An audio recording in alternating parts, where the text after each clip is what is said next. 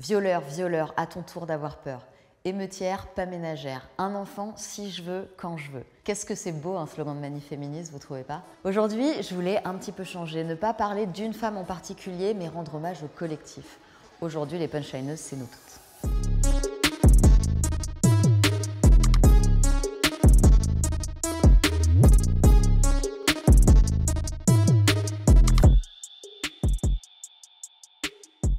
Il existe une figure particulièrement emblématique de la lutte des femmes, une figure fondatrice même, c'est celle de la sorcière.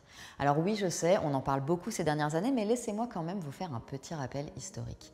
À la base, ce dont on parle, c'est d'un épisode particulièrement sombre de l'histoire, c'est la chasse aux sorcières. On pense souvent qu'elle s'est déroulée au Moyen-Âge, mais en fait, elle a surtout eu lieu entre le XVIe et le XVIIe siècle.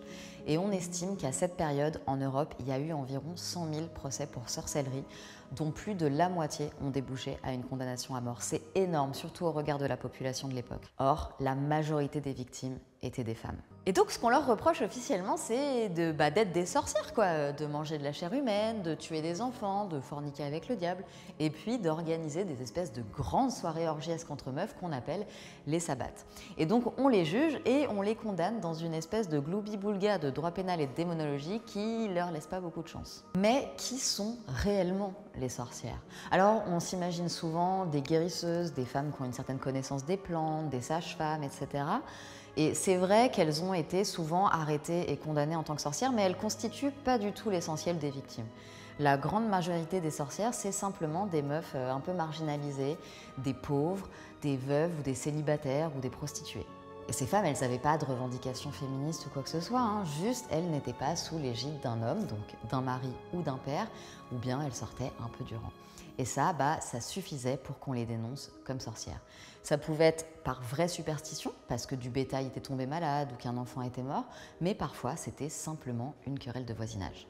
Et aujourd'hui, avec du recul, on analyse cette période comme la plus grande persécution misogyne de l'histoire.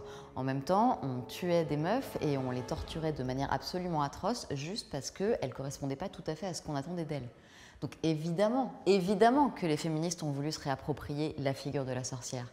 Et on en vient au slogan dont je voulais vous parler aujourd'hui. Nous sommes les petites filles des sorcières que vous n'avez pas pu brûler. Personnellement, ce slogan, je le trouve très beau et très émouvant. Alors, j'ai pas réussi à en retracer l'origine exacte, ça daterait peut-être de la lutte des suffragistes, mais peu importe en fait, parce que ce qui compte pour moi, c'est ce qu'il représente, à savoir le retournement du stigmate. À la base, le stigmate, c'est une marque d'infamie. On marque quelqu'un au fer rouge, un criminel par exemple, pour l'identifier, pour le stigmatiser. Du coup, par extension, en sociologie, ça désigne le fait d'être perçu comme en dehors de la norme.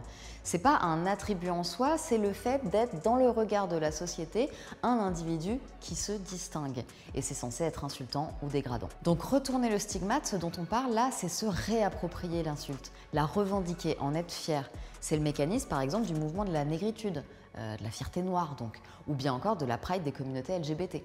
Eh bien, à mon sens, c'est pareil pour les sorcières et les féministes. Alors certes, je suis d'accord, on peut et on doit interroger certaines dérives de cette mode des sorcières.